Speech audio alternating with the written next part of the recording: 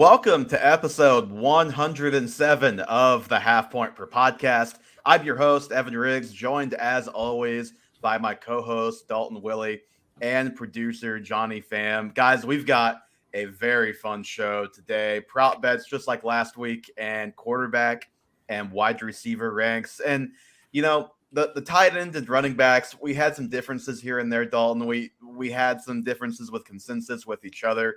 I really feel like wide receiver is where it kind of gets wild, though. So that'll be fun to get to today. But how are you both on this fine evening? Does it get wild or do you just get wrong? I can't tell.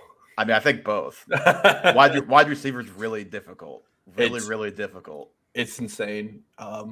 And probably one of the wilder years. I mean, we both have 3 wide receiver twos in the top 15, which doesn't feel like something that happens frequently. To be clear, Dalton means wide receiver twos on their own team in the top 15. Because it does happen every year, actually, that there's 3 wide receiver twos in the top 15. That's 13, 14, 15.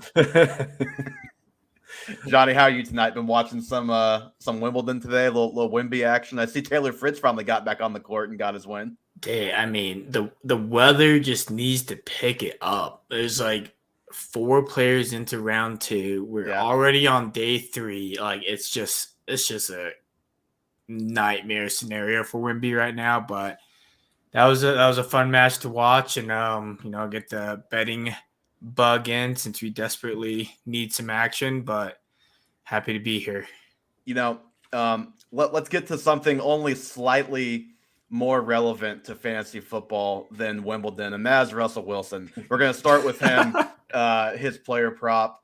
I went with 5 guys, whether it is by situation or the player themselves, where I feel like it's murky. And Russell Wilson is the lead here. His over-under for passing yards is 3,750.5, plus 120 if you bet the over, minus 140 if you bet the under. Dalton, I'll start with you. What are you taking here? Yeah, I'm going with the over on this one. Like last year was as abysmal of a season as he could get, and he only played 15 games and hit 3,500 passing yards. So I'm pretty confident that with an improved offensive play caller in Sean Payton, he's going to hit the over here. This isn't one of those situations where I'm worried about him getting benched because the Broncos are clearly still trying to win. Whether or not like they're going to win is a different question, but there's no one else on that roster I'm worried about them benching him for. The only thing I'd be worried about him not hitting this would be whether or not he gets injured. But I think if he's healthy, he plays a full 17 games, and I think he can comfortably hit 4,000 yards with Sean Payton calling the plays. It's funny. I actually had just the tiniest thought in my mind that, oh God, what if Russ gets benched this year? I think there's like at least a 5% chance, not high, but he hasn't hit this number since 2020.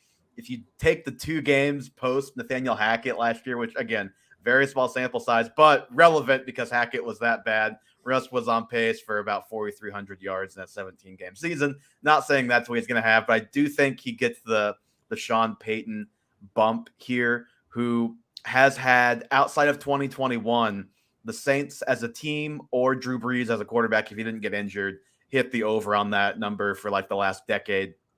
So I'm taking the over, even though I don't think it's by much. I had to definitely think about this one. Yeah, I'm gonna go with the over as well. I'm kind of shocked with it being plus money for the over because, like you said, like he's hit it. I guess it's because of recency bias of he hasn't hit the last 3 years, but plus 120, that's good value. I think he should hit it. I don't think he'll hit 4,000, but I think he should be able to hit over. It's a real great sign that we're all on the plus 120 side of this. Just what could possibly go Vegas wrong? never wins, so I think we're good. That's true. That's very true. All right, from one kind of bad quarterback situation to another, Kenny Pickett, his over-under is 3,500 passing yards. And kind of like Russ, the over at plus 100, so you can get good value on that over.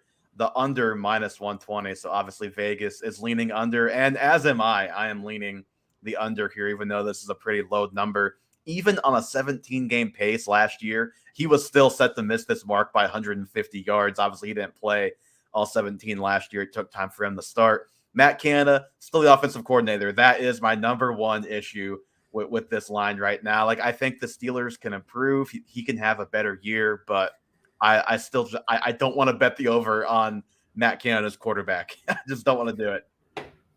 Yeah, unfortunately, I'm in agreement with you. I can see how he can hit the over, but it's just such a risky proposition because he didn't show a lot last year as far as being an effective playmaker. And even with an addition in Allen Robinson to that wide receiver room and maybe adding another weapon and another year forward with George Pickens, I don't see this offense improving significantly. I think they're still a team that's going to rely on their defense. And again, I mean, you took it out of my mouth, but Matt Canada is probably the worst play caller in the NFL by like a pretty good margin. And I think most of the NFL was expecting him to be fired this offseason, and he wasn't. And with the way Kenny Pickett is, I just don't think he's going to make any strides without a better play caller, especially a guy who hates calling play action as much as Matt Canada does, which is one of the easiest gimmies for quarterbacks in the NFL right now. Mm-hmm. Johnny? I'm going to go with the under as well. The offense didn't improve that much for me. I mean, you can only throw to Muth as much as you can over the middle, but I don't think he'll get the over here. So I'm gonna go with the under. Safe play. I hate agreeing with you guys every single pick so far, so I'm sure we'll shake it up soon. Don't worry. I think these next three are where we're gonna diverge here, and I definitely think this one. So DeAndre Swift, talked about him plenty last week. His over under is 500.5 rushing yards, minus 115 for the over, minus 105 for the under. So pretty even there, obviously. And Dalton, I think we all know which direction you're leaning after last week, but want to make it official? Well, I mean, I didn't say I was going to go under here. I actually think with this being so low, I'm taking the over. No. Wow. Nobody saw that coming. I mean, he's hit this every year of his career, and it's just not a hard number to hit. I think this number is whether or not he plays 17 games, right? Like if he plays 17 games, he can average 50 yards a game and get this easy. Which but he's not going to play 17 games. Let's be clear. I mean, we don't know, but I mean, I'm taking the over on this easily. Like my problem with DeAndre Swift in fantasy is that I don't think he's going to get significant work and is going to be worth a top 24 investment. But him getting 550 yards over the course of 17 games is not something that I think is possible to do. Last season, like some players like Alexander Madison, who didn't start any more than 3 games, hit this number. Like it's pretty wild the number of backs who hit this number last year. It's funny that it seems like I thought harder about taking the under than you. But I have him as like my RB27. You have him as your RB48. So I'm not like exactly sure how to reconcile with that. I'm taking the over, but I think you can make the argument that 500 is pretty close to a ceiling. And the only reason why I ended up leaning over is I just keep remembering Rashad Penny misses not just games, a lot of games every year. So there's probably going to be games where Swift is the top guy in this backfield. But for the games where Penny's playing, it may very well go Penny, Jalen Hurts, and then DeAndre Swift. And that's on like a decent day for Swift. Maybe Gainwell gets worked in there. So I can see the under being very much in play. I'm not betting this. And you mentioned it's about how many games he can play. And more specifically for me is, can he get to 100 carries? He barely topped that number last year. And so he barely topped this yardage number in 14 games. And he just got to play enough to get that volume.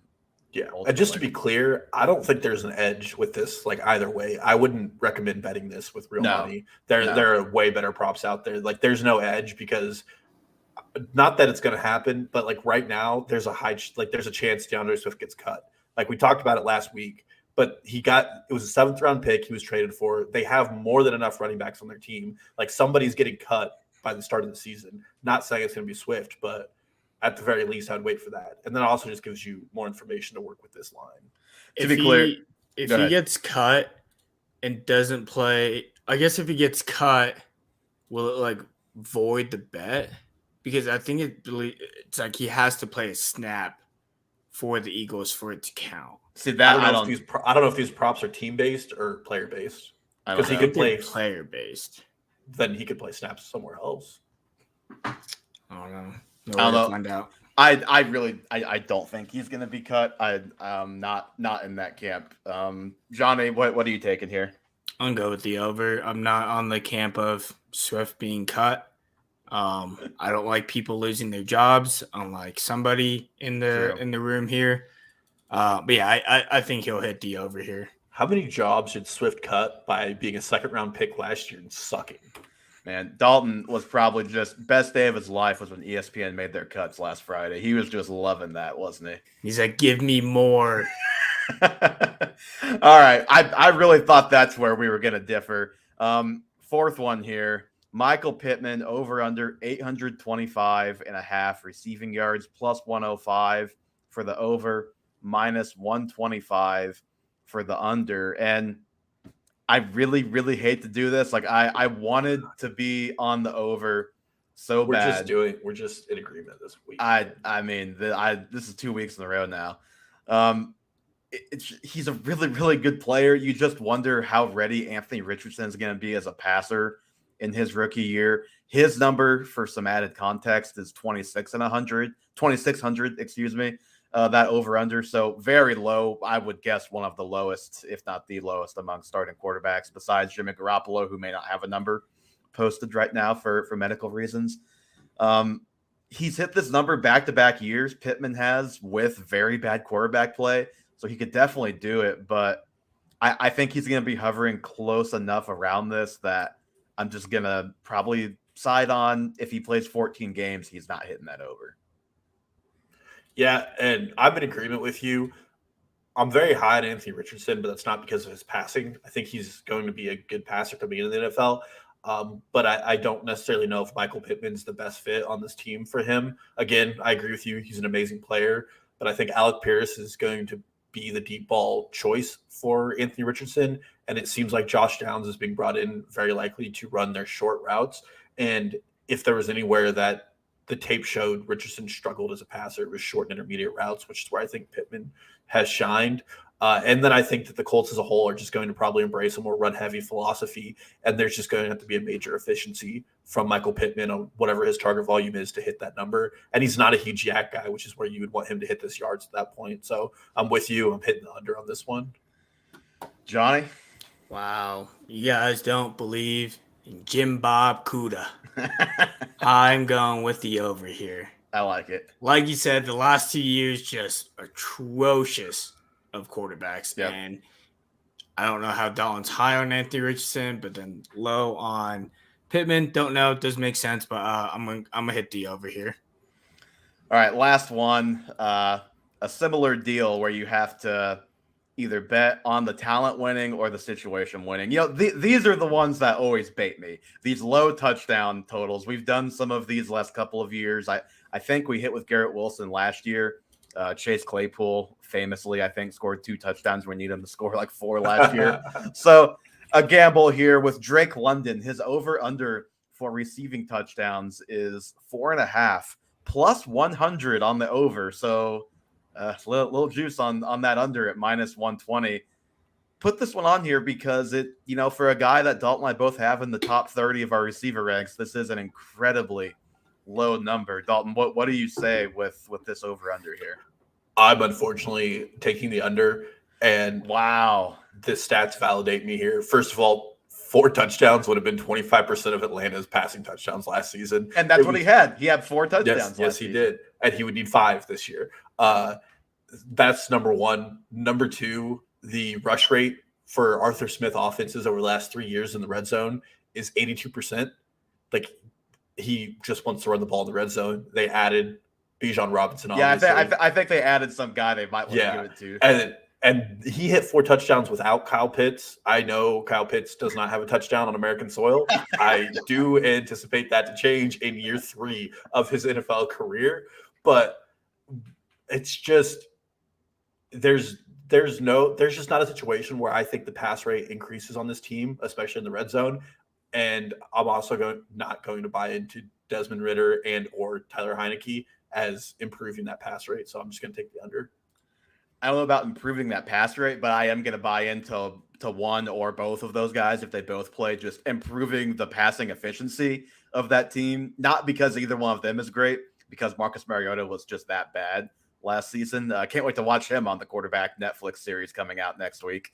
I'm taking the over here. And like I said, this is probably bait, but I'm taking it because all the guy needs is like 1-2 touchdown game. And you are feeling great about him scrounging 3 touchdowns if he plays a relatively full season. Like Drake London, amazing player. I think we can all agree that he's one of the up-and-coming studs in the NFL. Big-bodied receiver, like has the profile of a guy that should be a high touchdown guy. This prop is clearly all about situation.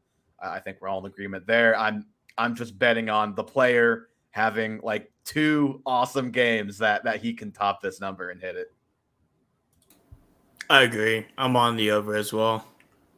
Who had more red zone targets last season? Drake London or Michael Pruitt for the Atlanta Falcons? I have no idea. Michael Pruitt did. They both had 4 touchdowns, by the way. Well, there you go. Look how efficient he was with his low volume. Stop. Imagine if he gets more. That is not what we're taking away from this. Look.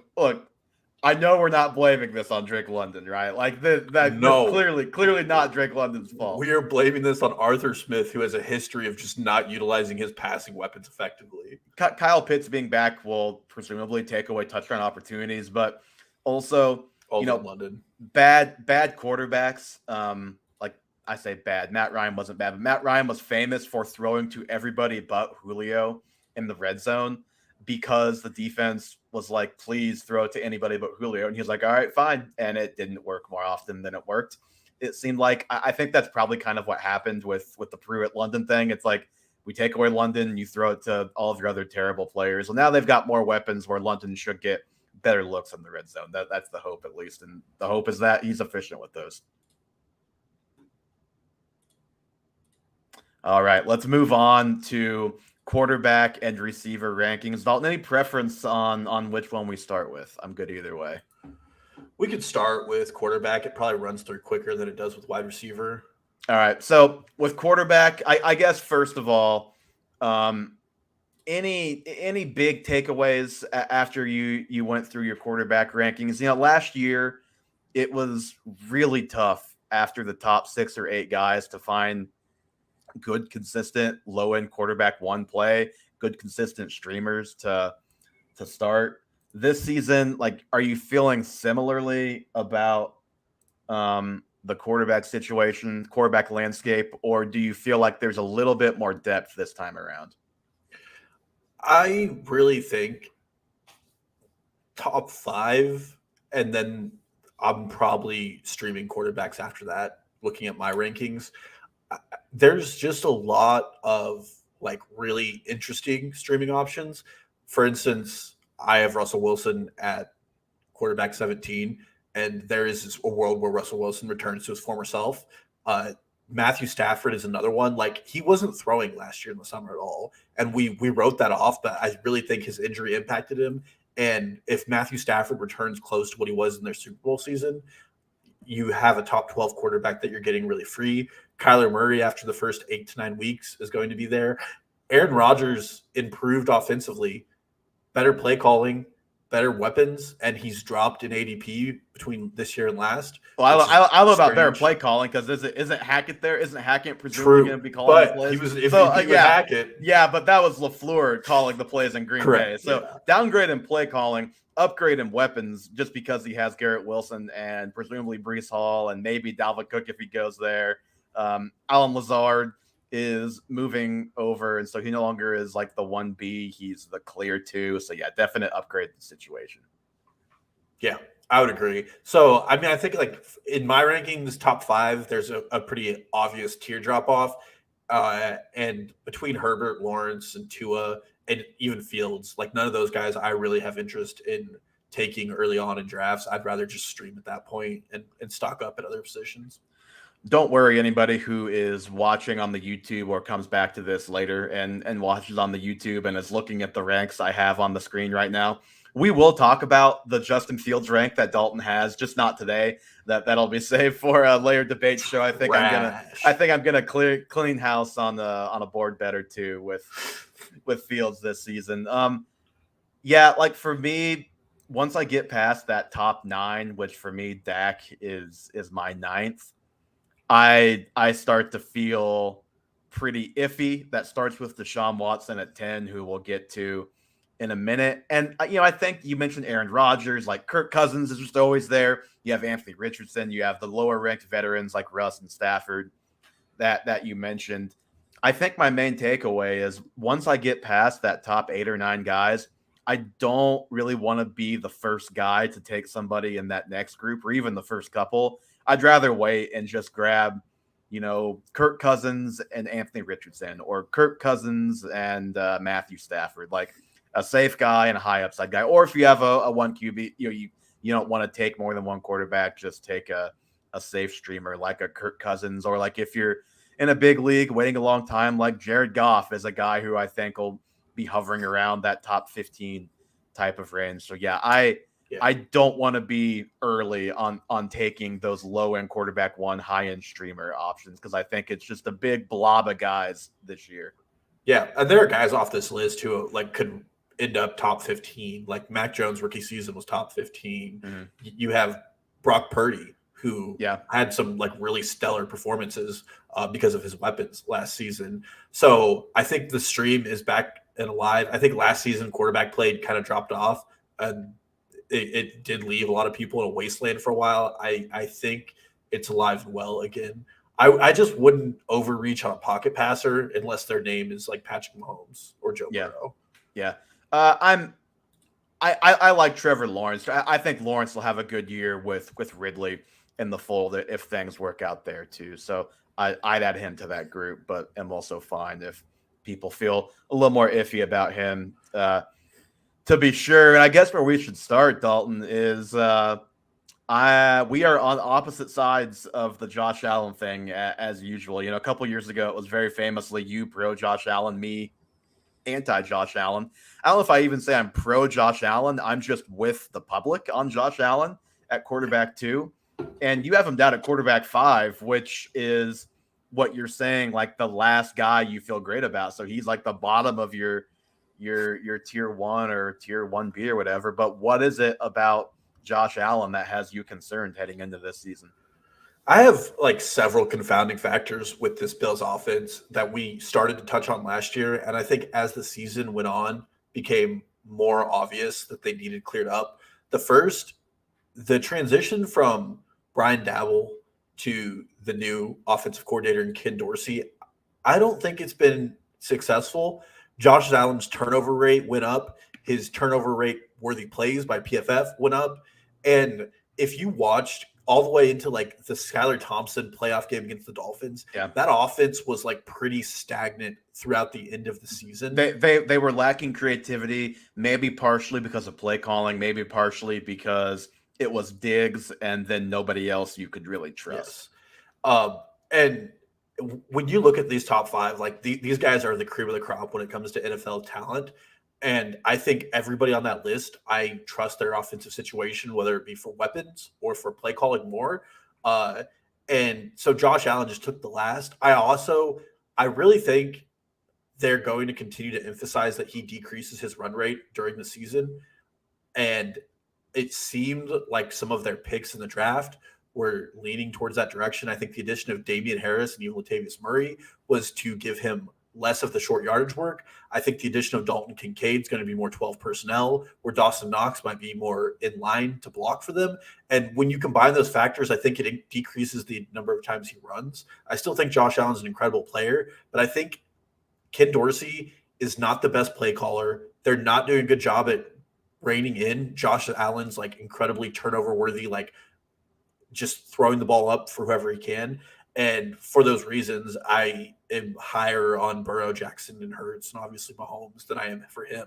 And then there's just Stephon Diggs is turning 31 this season. Yeah. Like, I'm not saying he's going to suck because he's very, very good, but you were just putting so much emphasis on him. And unlike with Patrick Mahomes and Travis Kelce, like their offensive player calling has not been creative enough to get him easy looks elsewhere. And Gabe Davis and company just haven't shown up to be that for him. So I'm just not going to overdraft him, and I'd rather let someone else take that risk when it's a very thin margin he's walking.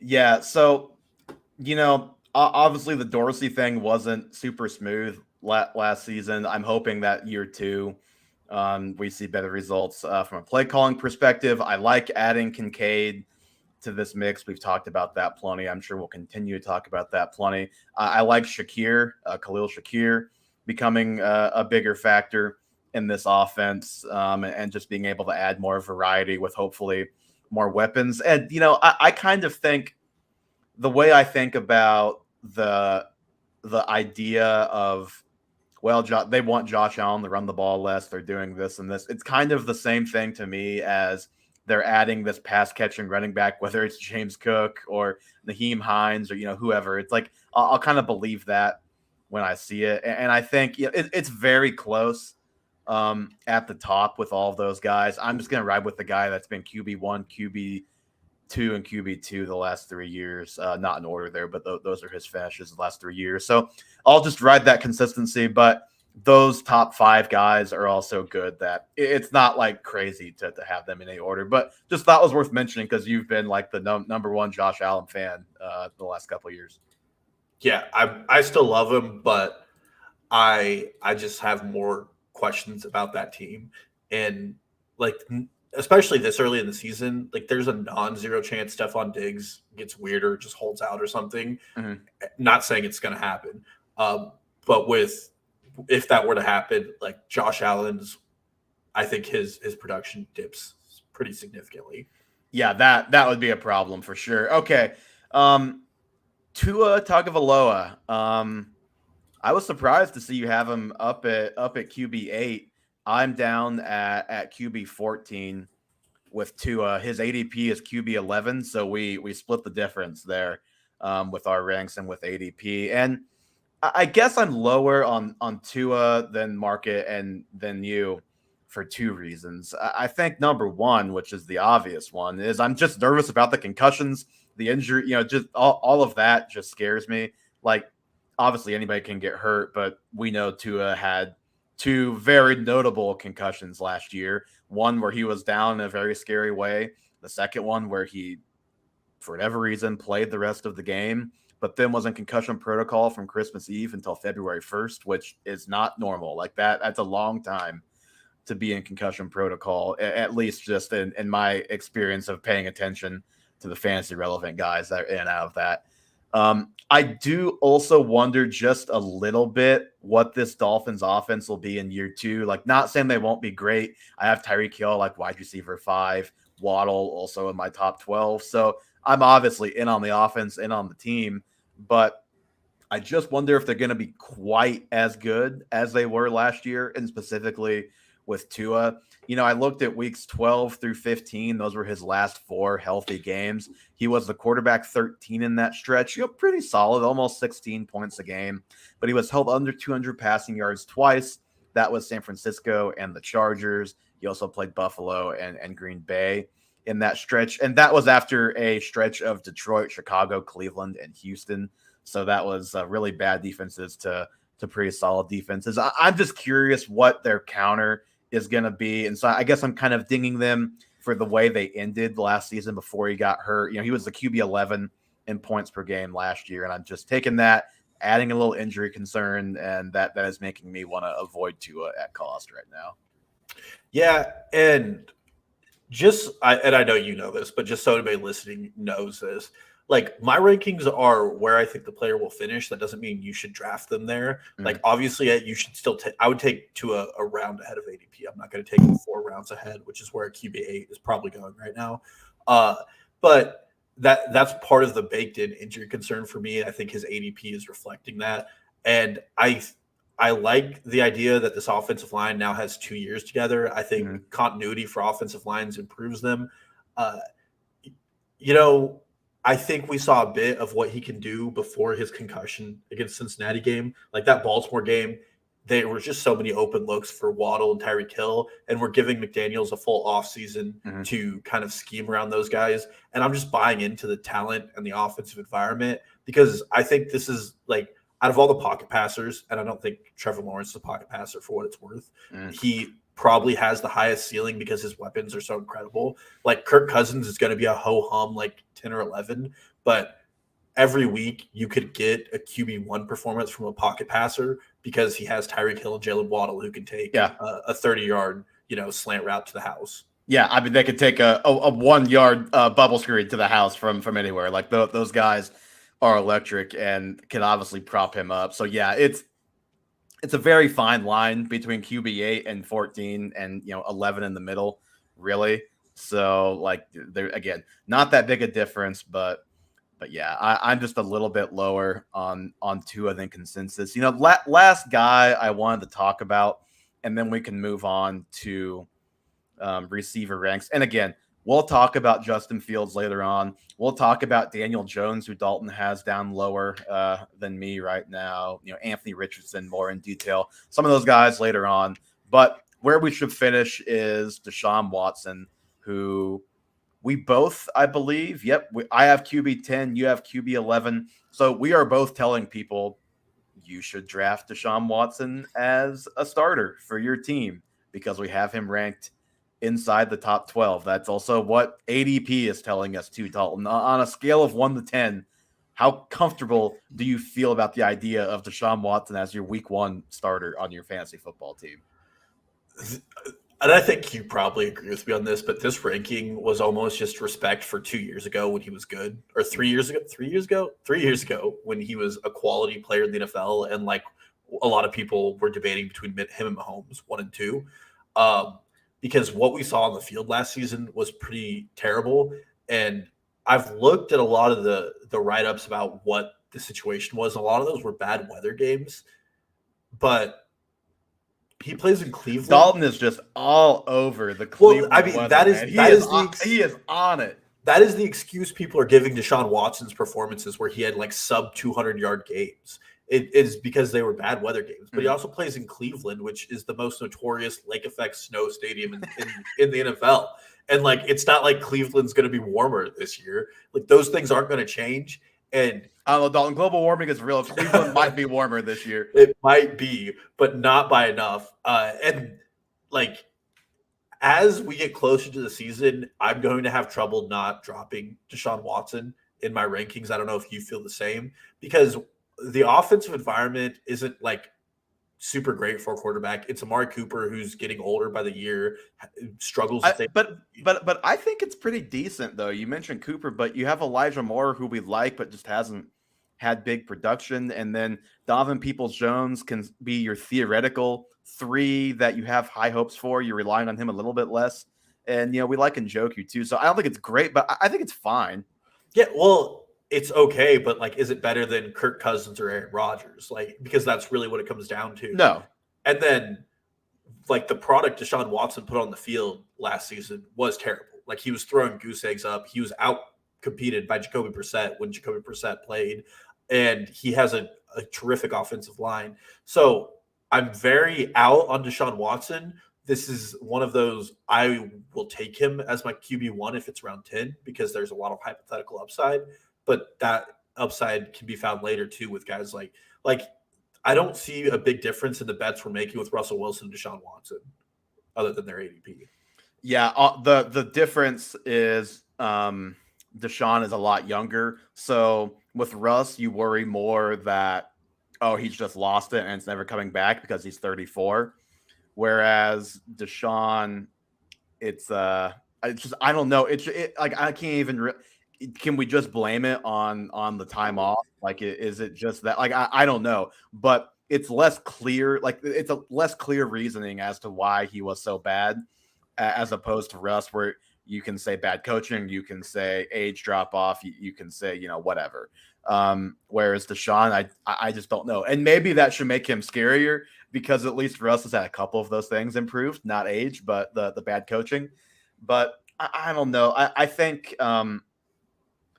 The concern with it's funny. QB10 feels both too low and too high at the same time for Deshaun Watson because he was the QB3 in 2020 and like one of the best players in the NFL. It's why, despite everything that's gone on, he got this massive contract, and the Browns were more than willing, to trade for him. You just hope, if you're a Deshaun Watson drafter, that a normal offseason can basically teach him how to play football again the way that he did before, because he was very, very bad last season. And you mentioned whether or not he'll be a dropper in ranks. Like, he's probably the number one guy I'm watching in preseason games this year. I try not to pay too close of attention to those for too many guys, but he had, he played in the preseason last year and he had terrible games, and they were really not games. They were like drives, like 2 drives is all he got. But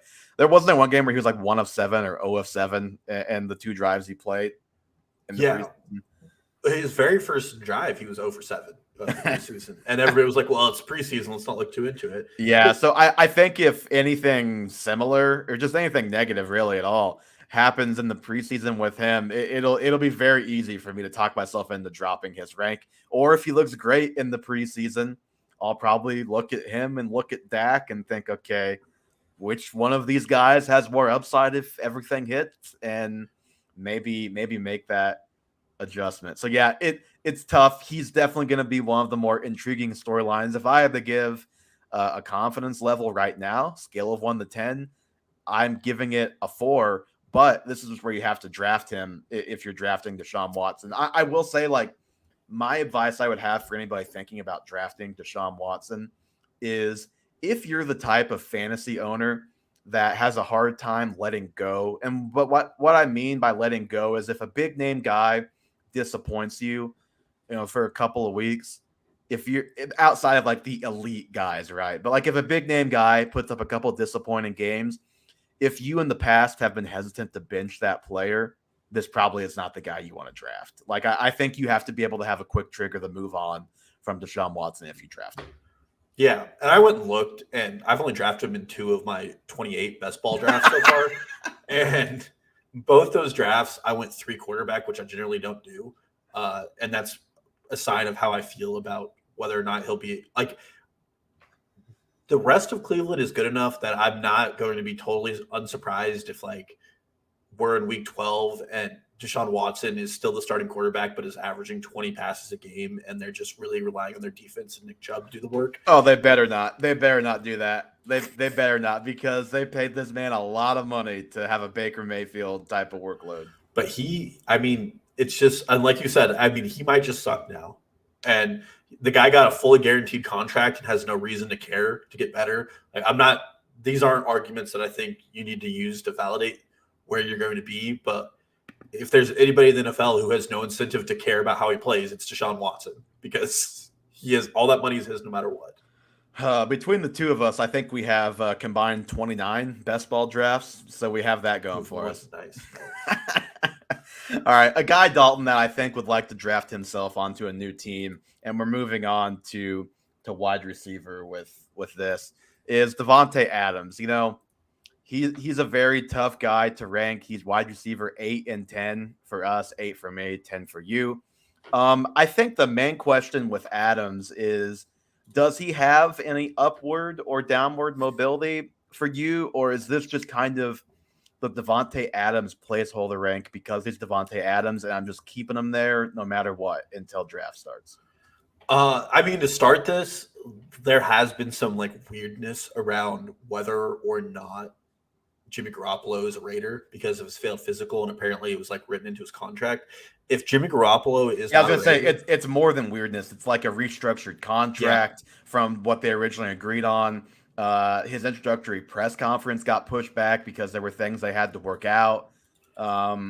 Again, I'll go look right now and see if he has a yardage prop. But this is definitely one of those situations where I am more excited to not draft Davante Adams because of Jimmy Garoppolo. If Jimmy Garoppolo ends up not being a Raider, I think Davante Adams has a higher ceiling. This is probably one of the worst deep passers in the NFL. So if he's not a Raider, like you realize it's Brian Hoyer throwing him passes if Yeah, he's not a Raider, I would right? feel better about that. Really, I would not. I would not. Jimmy Garoppolo is I think he's 34th out of 36 qualifying quarterbacks over the last 3 years in deep ball rating. Like, he's just very, very bad at doing it. And then you combine Josh McDaniels adding Jacoby Myers and still having Hunter Renfrow on this roster. I feel like it's going to be check down city. And I would just prefer somebody else who's willing to uncork it. And then the final part of this ranking is I think Josh McDaniels is a terrible play caller. Like, he has been pretty bad as of recent. There are 25 passing yards props on DraftKings. Jimmy Garoppolo is not one of them. Yeah. And there's no Raiders quarterback, to be clear, is one of them. So that is the crux of the uncertainty, why Adams is so hard to rank. But he's still 8 for me because he's one of the best receivers in football. Clearly, like, Derek Carr is better than Jimmy Garoppolo, but Derek Carr is not like a whole nother level from Jimmy G. You know, if Derek Carr is the 15th best quarterback, Jimmy Garoppolo is maybe the 23rd best quarterback in the NFL if he starts this year. And yet Davante Adams was the wide receiver 3 in total points and points per game last year. So he still just has to have this spot, even with the downgrade, even with the uncertainty. But he definitely has mobility for me. Number one, like, I am definitely lowering him if it's Brian Hoyer throwing him passes. Behind Brian Hoyer is a gentleman named Aiden O'Connell, who I don't know where he went. Rookie out of Purdue. I was going to say, don't know a thing about Mr. Aiden O'Connell, but I cannot anticipate that would be good for Davante Adams if that was his quarterback. Like, it would not shock me at all if Davante Adams before the season in week 5 when they're 0-5, like, whatever, if he is like, all right, get me out of here. I'm done with this. And if he gets traded, your eyebrows are kind of raised. You're hoping that he goes to a better situation. In that case, if they're 0-5, if Josh McDaniels is rightfully fired at that point and he wants out, like, I could totally see that too. So I think there's just a lot to watch with this situation in Vegas. And it's unfortunate because we have one of the best receivers in football who it's not like the Keenan Allen thing where the anchor was Tyrod Taylor / a rookie quarterback who people just thought wasn't ready. It's like a quarterback we know is below average and was propped up by a great play caller, and then just a pure backup in Brian Hoyer. So the situation just not ideal, and it's too bad because Davante Adams is right at the end of his prime and is a truly awesome player. Yeah, I mean, terrible for him that he went from Aaron Rodgers to Derek Carr to Jimmy Garoppolo. Yeah, it's been a descent into madness for him, I'm sure. Over under 2.5 quarterbacks throw a pass for the Raiders this year. Over. I think so. I think so too, which is a problem. All right, Calvin Ridley, Dalton, we are both full steam ahead on Calvin Ridley, despite the fact that he has not played a game since, I believe, October 2021. You have him wide receiver 17, and you even have a tier break after Calvin Ridley, so he is strongly wide receiver 17 for you. He's wide receiver 20 for me. No tier break between 17 and 20, really. So right in that neighborhood as well. And I guess I'll start with Ridley. Obviously, he hasn't played since 2021. We don't know what he's going to look like. He's obviously tweeted some things over the last couple of years and said some things that make us think, okay, he's gotten healthy. He's been working out. He's in great shape. That's all just noise. We don't know one way or another for sure, but we obviously both have high hopes in that regard. But even if he comes back to something close to his 2021 form, like, he's probably going to outperform where we have him ranked. And I think his ADP is even a little bit lower where we both have him, more like the 25 to 27 type of range. It's pretty common thought to say that Ridley fell off in 2021 from 2020 when he was the wide receiver 4 that season with Matt Julio. Ryan. Yeah, I'm with Julio, obviously on the team too. But the 2021 thing is a combination of a terrible Matt Ryan year at quarterback. Combine that with Cordero Patterson, if anybody remembers, scoring just all of the touchdowns for the Falcons through the first month and a half of that season, and then it continued really for the most part throughout that season too. Like you look at reception perception, he was 87th percentile against man, 66th against zone, and 76th against press in the 5 games he played that year per Matt Harmon. He says those are pretty much in line with his 2020 numbers, which are just a hair below like elite. Right. So the thing about it is the Jags really, really, really need a player like Calvin Ridley. Like we both like Christian Kirk, but they need a number one, a guy that can get open on all 3 levels, a guy that can win all 3 levels for Trevor Lawrence. And I think if this hits, it has the potential to hit even bigger than where we have him ranked. And I think this is probably for us kind of a middle ground, Dalton. I don't know if you agree with that. Yeah, and I have that tier break there at 17 because after that, I think it gets really muddled on like if these guys could be your wide receiver one on your roster, even.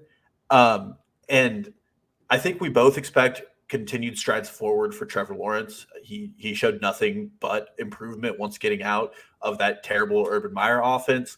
This is probably one of the best wide receiver situations in the NFL. Between Christian Kirk, Zay Jones, and Calvin Ridley. He's going to have a lot of one-on-one and open looks just because defenses are going to have to really work to help against a great wide receiver 3 in Zay Jones, who was a top 24 guy for most of last year, and Christian Kirk, who is definitely a field stretcher and way more athletic than we initially thought he was going to be. And then they have Evan Ingram even as their tight end. Like they have enough pass options here that Calvin Ridley is going to get a ton of helpful looks. And I think this offense continues to move forward. It's just there. I get the risk, but with the way wide receiver is this year, you can really stockpile enough guys that I'm willing to take a risk at 17 with a guy who has a top 4 finish, you know? Yeah. Like for me, basically, once I got past DK Metcalf at 14, like the next 15 or so guys, you could give me about any order for those guys. Like we have Ayuk both 17, and I think most people, or you have him 18. Sorry, I have him 17. Most people would have him in the early 30s or late 20s, and I think that's a reasonable stance too. Like it's very flat. Let's have him above Debo, which. Yeah, and I think actually that's I haven't looked at both their ADPs, but just in the other podcasts I've listened to, it seems like that's where people are leaning. So I don't think we're alone in that. I think we may be a little alone in how high we are on Ayuk specifically, but I think the order is not too crazy, really. I think Debo's going a good 3 rounds ahead of Ayuk right now. Really interesting. Yeah, I can look it up and get us an idea of it. Right now in ADP, Debo Samuel is wide receiver 15. Ayuk is wide receiver 32. God, this is gonna be like I think I'm gonna have to make Ayuk is gonna have to be like a permanent my guy on this podcast. All right, Deontay Johnson. Again, kind of the same thing with Ridley, Dalton. We are both telling people that we are full steam ahead on Deontay this year. You know, I have him wide receiver 24. You have him wide receiver 19. Like, I thought I was going to be the high man and have to really defend myself on the Deontay Johnson thing. But we're both pretty much right there, and you're even slightly higher. Like, he's a guy that is going well after where we have him ranked. But what's the case for a big-time bounce back for Deontay Johnson this year? Well, for starters, this guy is going as wide receiver 36 right now. And he had 11 games with double-digit targets. We have seen now through 3 quarterbacks, including a bunch of backups, so probably up to 6, Deontay Johnson commands these double-digit targets like with whoever's playing quarterback, no matter who it is. It's not just because Big Ben has a dead arm. Yes. We have a big sample size. He's 27 years old. He's not old. He's still young. He is still one of the premier route runners in the NFL. And do you want me to give the reception perception stuff on him? Because I brought that too. Oh, I would love it. So Deontay Johnson in the reception perception last season, the season where he had 0 touchdowns, mind you, and was like wide receiver 45, was in the 85th percentile against man, 88th against zone, and 84th against press per Matt Harmon. One of the best separators in the NFL. Like, just plain and simple. He's a legit number one wide receiver on this team in the NFL, and not for fantasy because of his situation, but he can still be a lot better than he was last year. Yeah. Just like an idea of how like wildly terrible last season was for him. He was the 30th wide receiver in PPR and 46th in standard because of the touchdown discrepancy. And his expected fantasy points from fantasydata.com put him at wide receiver 18 last season because they're expecting a massive touchdown that he didn't get. I mean, it's the most regression heavy candidate in the NFL. And this I copy and pasted a lot of stuff from, we did a show right after the season where it was like guys we still believe in, and Deontay Johnson was, I think, the guy for me and probably for both of us at that point. He finished almost 73 fantasy points below expected last season. To give you an idea, the guy who was second in that category is Drake London at 33. So almost 40 points more than the next guy. So just all of the positive regression is coming for a guy who's been between 5 and 8 touchdowns every year prior to last year. Yeah. And probably has to be said because we're going to make a stance on this, but it's absurd that him and George Pickens are back to back. Like, George Pickens is. We have to scroll a minute on our list to find Pickens for both of us. He's a fine player. I think me and Evan have probably planted ourselves firmly in like he's a good player, not great player camp over the last season and a half. But Deontay Johnson is legitimately a superstar. Like, if he played with any other quarterback who wasn't an aging Big Ben and then whatever Kenny Pickett and Mitch Trubisky put on the field last year, he would be a top, 15 pick probably at a minimum. Like, if Justin Herbert was his quarterback, he'd be taking him top 10 at some points. Yeah. It's just absurd he's ranked this low. I don't care how bad that offense is going to be this year. Jonathan Johnson is always open. He's going to continue to be open. Yep. Agreed. Not much more to add outside of what I already have. I just, even though we're ahead on ADP on this guy, I really do think the ranking is pretty conservative based on the talent. I mean, you said it. Wide receiver 18 was the expected finish in PPR last season. Instead, he was in the 40s. Like, this is a guy 5 to 8 touchdowns every season is what he has been at until last season, where he had none. God, he got tackled on the 1 yard line in like week 17 last year, and that was just so painful. I felt so bad for him. He was 11th in the NFL in red zone targets last year and just didn't have a single touchdown. 9th most air yards in the NFL, just behind Amari Cooper and ahead of CeeDee Lamb. No touchdowns. Like, it's absurd. And I, again, don't want to paint the picture that I think he's going to be a top 15 receiver because I don't think situation will allow for it. But, we're bad at predicting situations. Situation can change. If the situation all of a sudden does allow for a top 15 receiver to emerge, it's going to be him and not George Pickens in this offense. That's that guy. I mean, he only scored 4 more points last season than he did his rookie season. It is a little crazy, and he's gotten better every year. And we hate Matt Canada. I think we're both pretty clear on that. Yeah. But Mike Tomlin is also like an amazing coach, has made the playoffs every year of his career but once. And he's probably keeping Canada around for some reason that we don't know.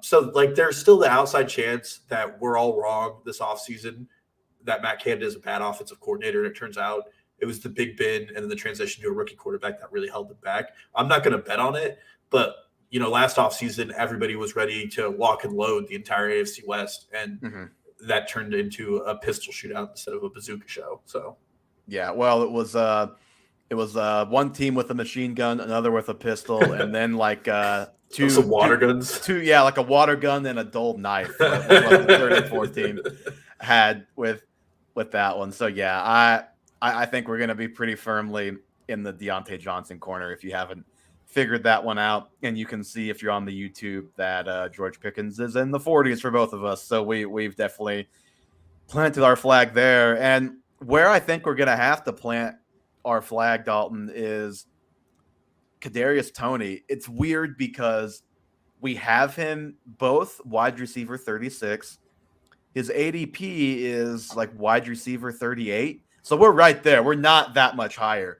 But I don't think I've seen a more common name for early bust candidate than Kadarius Toney so far, despite the value that he can be had at. So I thought it'd be worthwhile for two Chiefs fans and guys that follow fantasy football to have this conversation, because I really can't figure out why he's such a polarizing player at this rank. In general, I get it. Real football sense as the wide receiver one, like I get it, because we know the history, we know the injury history, we know the kind of unrefined route runner that he's been his first couple of years. But I mean, you're taking a wide receiver 38. You're not even drafting him to be a starter. So I can't figure out the big debate on Toney, and I'm just hoping that we can maybe clear the air from our perspective as to why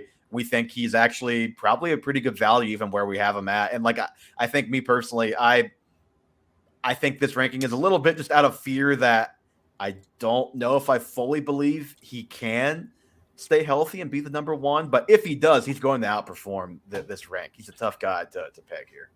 Yeah. Well, for one, in my opinion, I think it is weak and not a good argument to peg someone as a bust because of injury.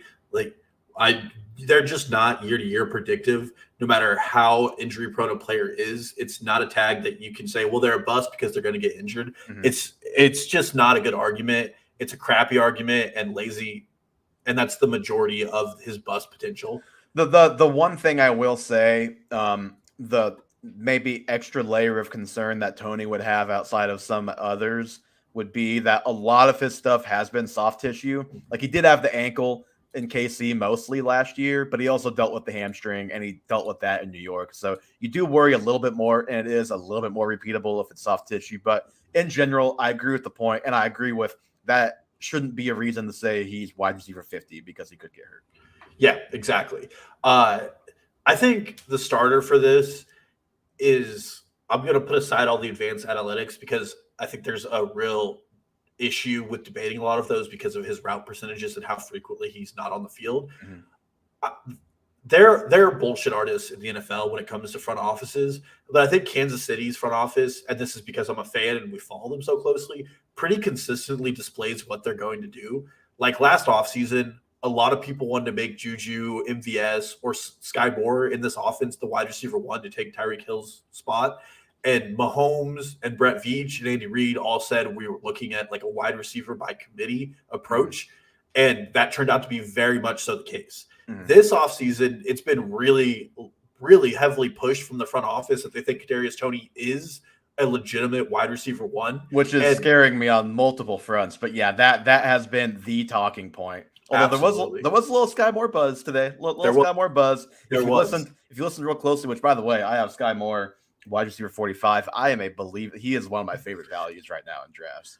I don't think I have him ranked right now, but I think at the end of the day, like, you got to read what the front office is saying at least a little bit and put some faith into that. And then secondly, I mean, well, and they're not just saying it; they're backing it up by they haven't added any, but they've added the rookie in Rashee Rice, which we know we shouldn't expect a rookie to make an impact for the Chiefs as a receiver. If he does, great, but don't expect it. So they lost Juju, haven't added anybody of consequence, just guys around the edges like Richie James.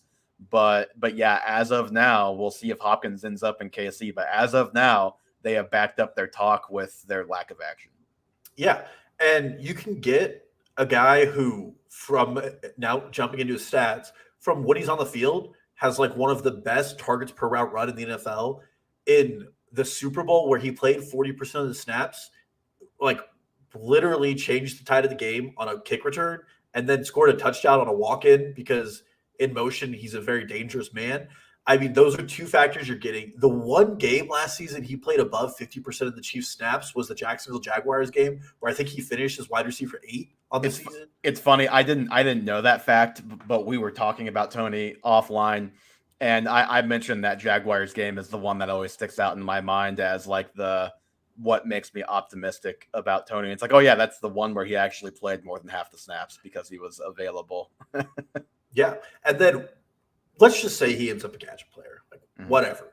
Last season, Mecole Hardman, who I think we can pretty much peg as a gadget player in the NFL at this point, for like week 7 to 10 was a top 10 wide receiver based on touchdowns because of how the Chiefs used him as a gadget player. And we're all in agreement that Tony with the ball in his hands is a better player than Mecole Hardman. Oh yeah, he's way more elusive. He's more powerful. Yeah. All of those things. Yeah. So at wide receiver 38, you're taking a bet that the best QB in the NFL, you might get his wide receiver 1, which granted is a wide receiver 2 because of Travis Kelce, but still, there's. I'm not going to give like top 10 upside, but there's certainly top 20 upside with like any week because he's such a fast player. He could get that one, 80-yard bomb from Mahomes, and you don't get that with a lot of other offenses. Mm-hmm. I don't think there's realistic top 10 upside necessarily, but that top 1% outcome is probably top 10 upside. Like it is in there if everything goes perfectly. Now, we're not saying that's going to happen, because if we thought that was a even decently likely outcome, he'd be wide receiver 22 instead of 36 for us. But yeah, you aren't drafting to be a starter. He's your top bench guy. And I know the route running stuff, but there's kind of some conflicting stuff there. Like Harmon hates it. Waldman doesn't seem to mind it. And Seth Kaiser, loves Tony as a player. So it's just, Tony is a really tough guy to figure out as a route runner. But what we do know is that we knew he was raw coming out of Florida, that he would need time to work. We know that he was in a very bad situation year 1 in New York, and then was just kind of a guy that was made an example out of in year 2 and traded, I think, and kind of a culture setter for New York. And rookie receivers don't do much in Kansas City. It's really hard to expect a guy to come in mid-season if he's not like a truly crazy player and do much for the Chiefs as a pass catcher. Like, it's truly a testament to Juju that he was so good. Obviously not as young as these guys, but that he was so good last season. He's not Tyreek Hill. He's never going to be. But you're telling me a player with his athletic gifts, with the best offensive coaches in football, can't make him a more refined route runner, and he can improve. And if he stays relatively healthy and plays, 13 or 14 games, that he can't outproduce this, or at least come up with wide receiver 36. Like, yeah, I just don't get the bust argument really with Tony outside of the whole injury thing, which again, like you said, hard to predict. But I'm buying Tony as a bench receiver for my team because he just has upside that guys in that range just, like, frankly, just don't. Like Treylon Burks, I know he's the clear 1 in Tennessee, but it's Tennessee. He just does not have that upside. Jordan Addison, decent situation, is a good player, I think, but he has Justin Jefferson in front of him and not nearly as prolific as an offense. Like, you can just go down the list of guys in that range, and I think pretty easily say not the same upside that Tony has. Yeah, and this is a bit of a straw man, but it's really funny to me that a lot of the people who wanted to hype Gabe Davis as a top 15 wide receiver last season are out on Kadarius Toney for like a lot of the same reasons. Like, oh, he's not a good route runner. Well, neither was Gabe Davis, but you wanted to tout him, and there's certainly a way more athletic profile behind Kadarius Toney. And like you said, like coming into the NFL 2 seasons ago, anybody who looked at Kadarius Toney's tape was telling you that he was a very, very unrefined route runner and he was going to need time to get better at those things. And then he landed in a New York situation for a season that was probably one of the worst offenses in the NFL. And then he moved on to Brian Daboll, who couldn't trade Kenny Golladay and make an example out of him because of his contract. And Toney definitely has what's the best word for this? He has problems like off the field. Like the guy definitely, like the Dallas Cowboys game 2 years ago is an example of that, where he tried to beat someone with his helmet. But Andy Reid is also probably the best coach to fix players who have off the field problems. If you just look at his history with guys, I mean, Michael Vick is the shining example, but he loves to give guys second chances. And this is one of the best locker rooms in the NFL to learn how to be a professional. And it's certainly a team that's not going to be any off the worst if Kadarius Toney doesn't play, which probably takes some pressure off him. So he has the time to develop, and it's just worth taking a shot. If you were somebody touting MVS as a top 30 player last year, you should be touting Kadarius Toney in the same vein. Yeah, and even if you weren't all in on Gabe Davis, but you had him wide receiver 30, which is about where I had him, like I think it's very, you should very much have Kadarius Toney in that similar range. Number 2 weapon, unproven, has shown flashes and has upside. Except I think we both agree, like you said, as a player, he has more upside than Gabe Davis. And yeah, it's just Toney. He's so tough to get a read on because he's been in not good situation the first year and then came through. Like, I really don't like the argument where it's like, okay, he's a gadget player because he was just out of the backfield. He was doing all of these things in Kansas City. He wasn't doing the big boy stuff, the true number 1 stuff, which he did start doing a little bit more of at the end of the season, by the way, but he wasn't doing that throughout the year. It's like, well, yeah, he came over in midseason to a team trying to win the Super Bowl. He's probably not going to get the full playbook thrown at him and learned right away. So I think we kind of have to trust the Chiefs, what they're selling us right now a little bit, and trust what we've seen with our eyes when the guy's been on the field, and just hope that upside hits. And if not, you're not out that much. That's the last thing that I'll say here. Yeah, and I mean, my closing argument is I like Seth Kaiser, Chief of the North, who I think is a good insight into Kansas City, said he thought that Jacksonville Jaguars game was when the Kansas City Chiefs really wanted to give Kadarius Toney a full workload. This is the playoff game, not the in-season game. And obviously he got injured the game before and couldn't play. I think week 1, this is one of those watch really heavily and see how involved he is. Even if his stat line doesn't come out, you need to be observant. And if he's on the field for 30% of the snaps again, it's probably one of those guys I'm more than comfortable cutting in the next couple of weeks. But again, you're getting him at wide receiver 36 in rounds 9 and 10, where you should be okay with doing that. And it's definitely of value because if he plays 70% of the snaps, he's outscoring his ADP, no doubt in my mind. Yep. Agree with you there. And that is going to do it for episode 107 of the Half Point Per Podcast. Give us a follow, Twitter, Instagram, TikTok at Half Point Per Pod. Subscribe to the YouTube. The link to all of those things will be in the show notes as always. The link to these ranks in written form also in the show notes this week, like they were last week. Our show is available anywhere you listen to podcasts, Spotify, Apple, all of that good stuff. Leave us a 5-star review, and thank you all so much for listening. We will talk to you again next week.